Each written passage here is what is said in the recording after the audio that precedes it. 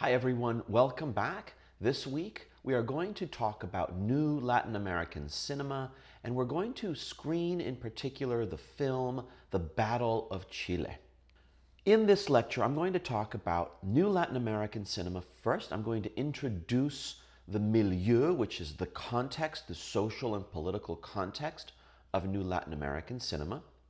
I'm going to talk about the documentary form specifically. And I'm going to introduce to you the Battle of Chile, the film, as well as the historical and political context from which that film arose. In my post-film lecture, I'm going to talk specifically about the cinema language techniques that are evident in the film, and I'm going to draw some conclusions looking both back historically and to the present and future time in Chile. First, new Latin American cinema. New Latin American cinema was a movement that was formed at a meeting of filmmakers at the Viña del Mar Film Festival in Chile in 1967. This meeting would mark the beginning of what would become a continent-wide coalition of Marxist-minded filmmakers under the banner of this new movement called Nuevo Cine Latinoamericano. New Latin American cinema featured mostly political films, and most of the films were social documentaries. The goal of the filmmakers in this movement in Latin America was concientización, or consciousness raising. In the film, we see it as class awareness. One of the people who was being interviewed says that most of the drivers, he's talking about the transportation drivers in Santiago, have no class awareness, which means they're not aware of the social class that they're in or this idea of class struggle, this goal to raise up one's social class, particularly the working class. The goal, according to Michael Chanin, was to speak urgently and directly to the viewer's sense of the world as a place of inequality, injustice, and repression, whom they address, the viewer, as intelligent citizens with a vital stake in society. The movement was characterized by its appeal to this new concept of Latinoamericanismo, which posited a social, cultural, and economic unity of Hispano-America.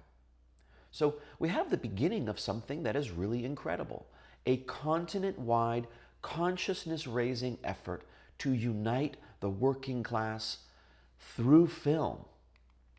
The movement saw itself as a partnership with revolutionary political agitation. Agitation can be interpreted different ways. Part of it could be seen as consciousness raising, getting people to wake up to their circumstances. Why am I poor? Why am I being exploited? How can I raise myself up out of this poverty? How can I improve the educational and health conditions of my children?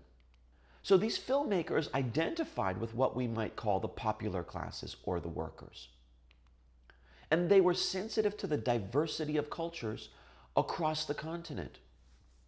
They valued and encouraged experimentation in their filmmaking. They did not buy into the idea that there had to be specific rules about how we should make our movies. I'd like to take a quick look at one of the other major new Latin American cinema documentary style films, and that was a film from Argentina called La Hora de los Hornos, or The Hour of the Furnaces. Now, this is a three-part epic militant documentary directed by Fernando Solanas and Octavio Getino. This type of documentary is called agitprop, or agitative propaganda. And this is a documentary that encourages revolutionary activity against conservative right-wing governments in Latin America. So I'd like to take a quick look at it and show you a little bit of what it looks like and what it sounds like. I'm going to play the first few minutes of this film. This is from the opening of the very first film.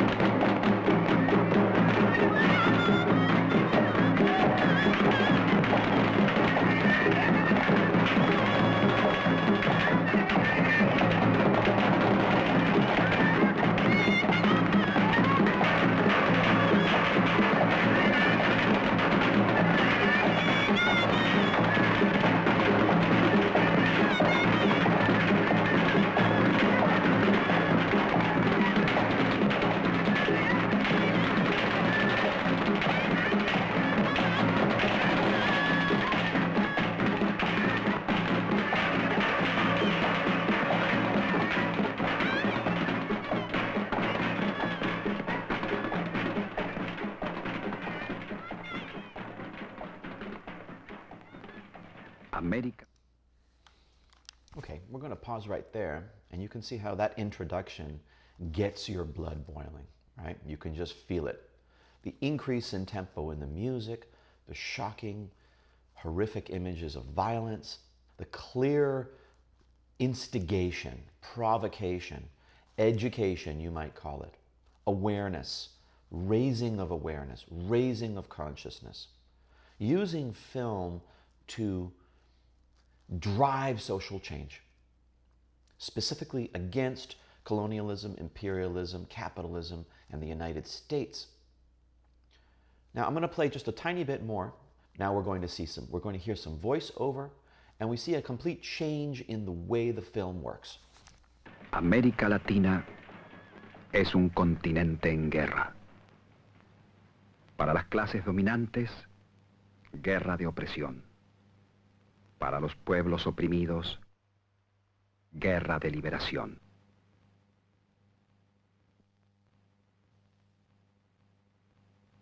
La independencia de los países latinoamericanos fue traicionada en sus orígenes. La traición corrió por cuenta de las élites exportadoras de las ciudades puerto. El mismo año que Bolívar consolidaba la independencia en Ayacucho, Rivadavia firmaba en Buenos Aires el empréstito estafa de la banca Baring Brothers. El Banco Nacional, emisor de la moneda, era cedido a los comerciantes ingleses. Bajo el lema de la libertad de comercio, sus manufacturas invadían el mercado interno. Inglaterra, desde entonces, sustituiría a España en el dominio de casi todo. Okay. So we'll stop there. And you can see how now the film takes on a different tone. One of clear political point of view, interpreting the past and trying to inform and educate from a very clear political perspective. And it has an agenda. It's not embarrassed to share that agenda. In fact, that's why it was created. So I've put links, I've put this video and then links to the films on YouTube for you to explore if you'd like to. Okay. That's not required, but I do want you to watch the rest of this particular clip. So these particular filmmakers, Solanas and Getino, wrote a manifesto called Hacia un tercer cine, in which they introduce the concept, they invent the concept of what's called a third cinema. They posited film as, in this category, a form of political intervention. If we think of first cinema perhaps as Hollywood, as commercial cinema, popular movies that are designed to entertain, and then we give the name second cinema to a different kind of film, what we might call the European art film. Then third cinema is a film that opposes the ideology and values of Hollywood, of the United States, and of the capitalist systems in general. So these are films that are coming out of countries that either have been occupied or are occupied or are under the domination of dictators or military dictatorships or under the sway of corporations from the United States. And these are films that reject, in terms of filmmaking, the industrial organization and finance of first cinema. So they don't use studio funding. They don't show these films in cinemas. These are underground, these are independently financed, these are guerrilla-style organizational films. They also reject second cinema's artistry, this what we call auteurism, which is the French word for author, but it's kind of a hoity-toity word to suggest that film is designed to express the artistic vision of the director, which in my view is marvelous, but it's different from third cinema. Third cinema is in favor of collective or cooperative forms of productive and alternative distribution. So we're looking here at an entirely different category of film and film that has a different purpose. Now, the film we're going to watch this week, which is The Battle of Chile, La Batalla de Chile, La lucha de un pueblo sin armas, the struggle of an unarmed people, is not like La Hora de los Hornos. It's not designed specifically to provoke or to agitate politically, although it does have a clear agenda, and it's there in the title. It demonstrates that in Chile, the people of the country who voted in the government were defenseless against the military. And it suggests very heavily that if the people had had arms, they could have defended their government against a right-wing coup d'etat and military dictatorship. Next, I'd like to take a look at the documentary form. What is the documentary form? And how does it work? Well, documentaries work like feature films or fictional stories in terms of story arc. Over the course of our film, both parts 1 and 2, La Batalla de Chile has a traditional story arc. It has a status quo, it has a beginning, it has an inciting incident, it has a second act, it has a struggle, it has a climax, and it has a resolution. What is different in a documentary is that the content of that arc is unknown as the film is being shot, because nobody can predict the future. In the cinematography of documentaries, the filmmakers have no time really, or much less time, to stage how they're going to film, how they're going to light. They don't have many options in terms of how to frame their shots. They can control it to a certain degree, but because they have a much smaller crew, we're talking about crews of 3 or 4 people, instead of crews of 100 plus for proper filmmaking. The camera operator and the director don't know exactly what's going to happen. And there is a certain degree of unpredictability, which is why documentaries will typically use a handheld camera, shoulder mounted, as opposed to using a tripod, a dolly, a crane. So they're not planning out their shots, they're filming what's in front of them. And in documentaries, there are no real actors to speak of. The characters really are just human beings who are really playing themselves. A question that you might have about documentaries is what is filmed truly natural? In other words, is it truthful? Is it objective truth? Or is it subjective truth? Is it more the truth as I see it, as the director sees it? Well, there's a very clear perspective here, and documentaries are still guided by the director, and they're shaped by the filmmakers in the editing room. The post-production process, the editing process, plays a more important role in the overall storytelling process in a documentary. So documentaries will always make choices about what to include and what to leave out. Therefore, they are subjective truth, or a particular truth of the director. Finally, let's take a look at the historical and political context of our film, The Battle of Chile. Here are 2 of the principal filmmakers of our film, the director Patricio Guzman on the right, with his cameraman Jorge Muller Silva during the filming of The Battle of Chile. First, since this is a very political film, I'd like to define some terms and define who the players are. So we have really just 2 sides. Chile at this time in the early 1970s, in 1973, was a very divided nation. In 1970, Salvador Allende, a socialist president, was elected. So he was on the left. And the country is divided right down the middle between support for Salvador Allende, who was elected, and support for the opposition, which was led by Eduardo Frei. The party that Salvador Allende represented was the Popular Unity Party, Unidad Popular, and you'll hear it referred to in our film as UP, UP. Frei's party was the Christian Democratic Party, or the Partido Demócrata Cristiano, the PDC.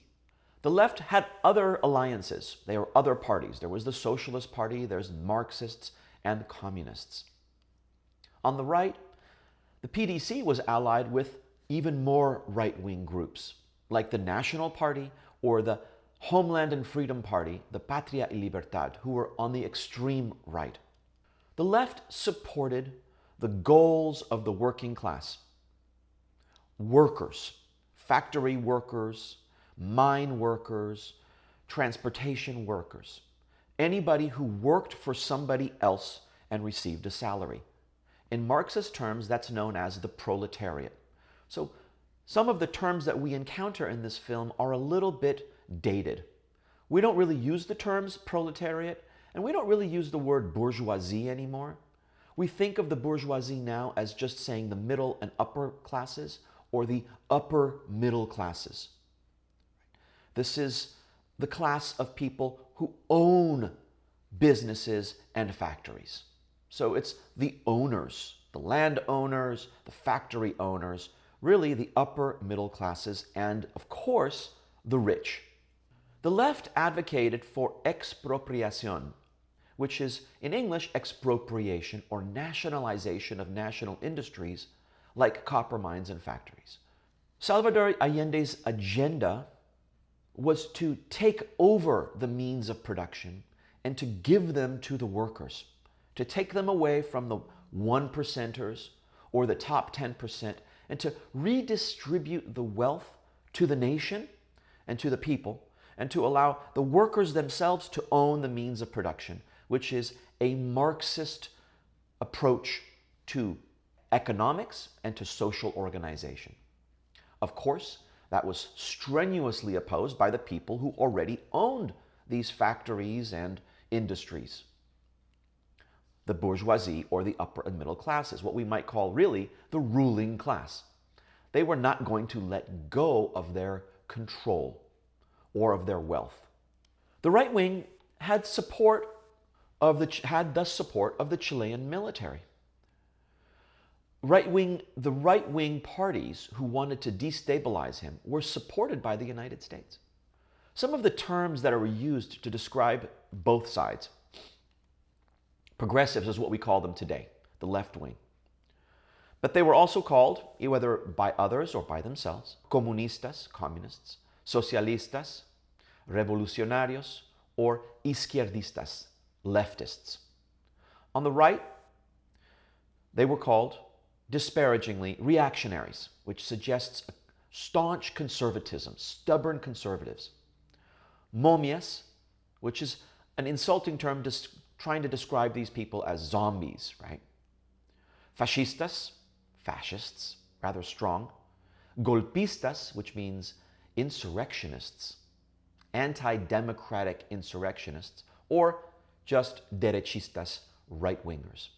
So there are two major parts to the Battle of Chile. Part one, as described by Icarus Films, as follows.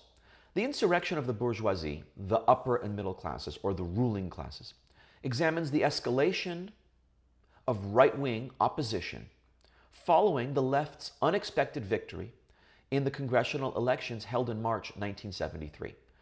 Finding that democracy would not stop Allende's socialist policies, the right wing shifted its tactics from the polls to the streets. So we're going to see that shift from people saying, well, we support a democratic process to, no, let's get rid of this government by any means necessary. The film follows months of activity as a variety of increasingly violent tactics are used by the right to weaken the government and provoke a crisis. Part two is called the coup d'etat, which is the overthrow of the government, the violent overthrow of the government.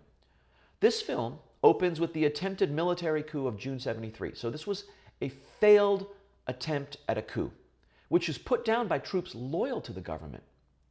It serves, however, as a useful dry run for the final showdown that everyone realizes is coming. Everybody knows, everybody's open about the fact that the right-wingers are shamelessly advocating the fall of this government, the destruction of this government. The film shows a left divided over strategy, while the right methodically lays the groundwork for a military seizure of power. The film's dramatic concluding sequence documents the coup d'etat, including Allende's last radio messages to the people of Chile, footage of the military assault on the presidential palace, and that evening's televised presentation of the new military junta. So it's just shocking to think about, but it would be the equivalent if the Army, the Navy, the Marines, and the Air Force basically took over the reins of power in our country. And that's what happened in Chile. Let's take a look, an overview of what this film is really about. So according to Michael Chanin, the Battle of Chile is a record of the tumultuous months leading up to the brutal military coup of 73, backed by the CIA, in which President Salvador Allende was overthrown. A fertile mix of direct cinema, we're going to talk about that, investigative reportage, and political analysis. The footage was smuggled out immediately after the coup. So when the coup happened, the filmmakers had to leave. And the film was edited in Cuba at ICAIC, which was the film school there, the Film Institute in Castro's Cuba. The first part coming out in 76 and the last in 79. With numerous films on the coup appearing in the intervening period, the novelty of La Batalla de Chile was not in telling an unknown story, but in the way it was told.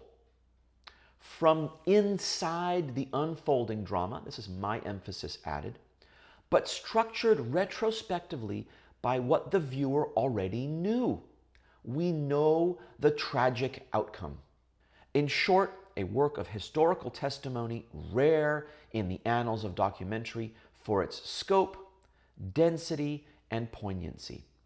Let's take a look at the opening sequence of the film.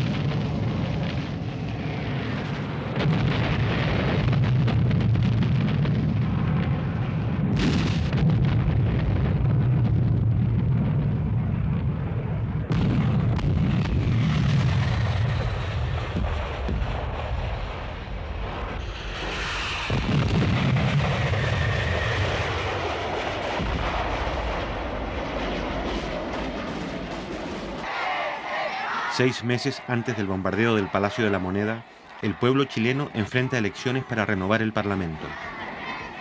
So, what we just saw there was the bombing of the presidential palace by the Chilean Air Force. That would be the equivalent of the US Air Force bombing the White House with the president inside. That's what happened in Chile, Santiago, Chile, on September 11th, 1973. And the president was killed. And the military took over the reins of power and instituted a brutal military dictatorship that lasted for over 25 years. That's how the film opens. So it opens with the end. Then it steps back, and a voiceover narrator says, 6 months before the bombing of La Moneda Palace, of the presidential palace, the Chilean people are voting to renew parliament. So then it steps back 6 months, and it says, how did this happen? Let's go back. Now, this reminded me of a technique that was used famously by Gabriel Garcia Marquez in 1967, so 5 years before this happened. And the very first line of 100 Years of Solitude by the Colombian writer Garcia Marquez says, many years later, as he faced the firing squad, Colonel Aureliano Buendia was to remember that distant afternoon when his father took him to discover ice. Very famous first lines. And so in the very first line, we know that as an adult, Aureliano Buendia will be facing a firing squad. And while he's facing that firing squad, he remembers when he was a child. And then Garcia Marquez takes us back in time to when the village was just made of 20 adobe houses, built on a bank of a river of clear water that ran along a bed of polished stones, which were white and enormous like prehistoric eggs. Back in time, the world was so recent that many things lacked names, and in order to indicate them, it was necessary to point. So the writer steps back into an almost prehistoric era. Garcia Marquez does it again. He does it in 1981 in Chronicle of a Death Foretold, Crónica de una muerte anunciada. And in the first line goes like this. On the day they were going to kill him, Santiago Nazar got up at 5:30 in the morning to wait for the boat the bishop was coming on. He did not know he was going to die that day. But as the story unfolds in this book, everybody knows that there is a target on his back, that he's a dead man walking. And that is what's so extraordinary about the opening sequence of the film and the film itself. We start with the bombing of the presidential palace, killing the democratically elected president, and then we go back to the election, right before the election, and we see how the ferment builds, how the right wing begins to get angrier and use more and more extreme measures to fight and take down this government. The Harvard Film Archive describes the Battle of Chile like this. The Battle of Chile began as a boldly spontaneous attempt to comprehensively document Allende's truly revolutionary experiment in social justice in its formative stages. Using film stock provided by Chris Marker, a 31-year-old Patricio Guzman, fresh out of film school in Madrid, led a team of cameramen into the streets of Santiago and outlying towns to capture the different sides forming staunchly for and increasingly against the visionary leader. The first part of Guzman's epic chronicle focuses not on Allende or his progressive movement, but rather on the vehement middle-class resistance to Allende's program that would eventually empower and inspire the military uprising. Working with his talented cinematographers, Guzman crafted a mesmerizing verite account of Allende's fall that is energized by the many voices of Chilean citizens rendered vivid on film. Offering singular insight into the disintegration of Allende's regime, the insurrection of the bourgeoisie is also one of the most riveting documentary accounts of history in the making. And one final overview. This is by Richard Brody from The New Yorker. He says, the wrenching epic documentary, The Battle of Chile, has an eerily clairvoyant quality. Patricio Guzman began filming early in 1973 as the right-wing opposition sought to destabilize the government of the socialist president Allende. The movie begins with the threat of civil war and the climactic episode, the military coup of September 11, 1973, which deposed and killed Allende and brought to power a junta headed by Augusto Pinochet, seems inevitable, even in its most shocking details. Guzman always seems to know where to be, as he captures not only strikes and protests, but a prior failed coup, at which horrifically the cameraman Leonardo Henriksen was shot and killed by a soldier he was filming. The ideological slant of the director's voiceover, the film was completed in Cuba in the late 1970s, doesn't diminish the elegiac power of his images of a democracy at the edge of the abyss. So fascinating here is the clairvoyant quality and the inevitability, because we begin again with this utterly horrific act. And then we step back in time and watch, knowing exactly how it's going to end, and we just can't believe that these steps will end in death and destruction. I'd like to explore a little more of the social and political context of the film that we are going to watch. In the film, in the story, in Chile at the time, there was a conflict between the executive, President Allende, and the legislative, Frei and the Senate, and the Cámara de Diputados, the Chamber of Deputies. The film opens, we begin right after the bombing sequence, before the election. We go back to March, because the coup happened in September. And at that time, the Democrats, the Christian Democrats, which are the right-wingers, want enough votes, they want 2/3 of the vote in the Congress in order to impeach Allende. That doesn't happen. They do get a slight majority. And with that slight majority, begin to destabilize the government. The filmmakers go around Santiago and other parts of Chile pretending to represent Canal 13, Channel 13. And the filmmakers interview people all over the capital asking them their opinions about the election. When the election happens and the PDC fails to get 2/3 of the vote in order to impeach Allende, they begin a process of undermining and destabilizing the government by stoking social unrest. So they deliberately cause problems in the country, like encouraging transportation strikes, encouraging boycotts on production in the copper mines, which is one of the principal sources of the country's income, by disrupting and hoarding food supplies and selling them for a profit, something you'll hear in the film called speculation or speculación, thereby forcing the government to ration food supplies. So these are deliberate attempts to destabilize society by bringing the country to a halt, by making the government making it impossible for the government to function and the society to function. They sabotage food harvests in order to increase the scarcity of basic necessities. And when after the election happens, they claim the election was fraudulent, and they encourage violence. They encourage violent right-wing mobs to roam the streets.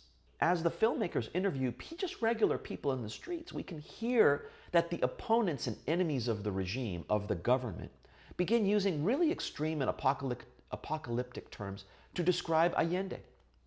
They say, we need to liberate our country. They say, we need to impeach and exile the president. And when asked if there was a danger of civil war, one woman said, no importa, it doesn't matter if there's a civil war. So after months of this destabilization, after rations, boycotts, strikes, and street violence, Allende calls for a vote, or a plebiscite. In Spanish, you'll hear it called in the film plebiscito. And he calls that election for September 11th, where he asks the people to vote on whether he has the authority to institute the policies he was elected and promised to implement. And it was precisely on that morning of Election Day that the Chilean military bombs the presidential palace with the president inside. This is the last shot of the president on the day of the coup, which overthrew him. You can see he's wearing a helmet. They're looking up in the skies because the Air Force was bombing the building. And he has a gun in his hand. And it is believed that he likely committed suicide with that gun. And in his place, a military junta led by General Augusto Pinochet takes control of the government. This is what we call a coup d'etat, which is French for an overthrow of the government, or golpe de Estado, also known as a putsch, in which there is the overthrowing of a democratically and legitimately elected head of state. So that's where we know the film ends. Getting there is a fascinating and incredibly moving and tragic series of events. And that's what the filmmakers document in this new type of film called New Latin American Cinema. I'd like you now to watch the film, and then I'll connect back with you again to discuss the film after you've seen it. Thank you.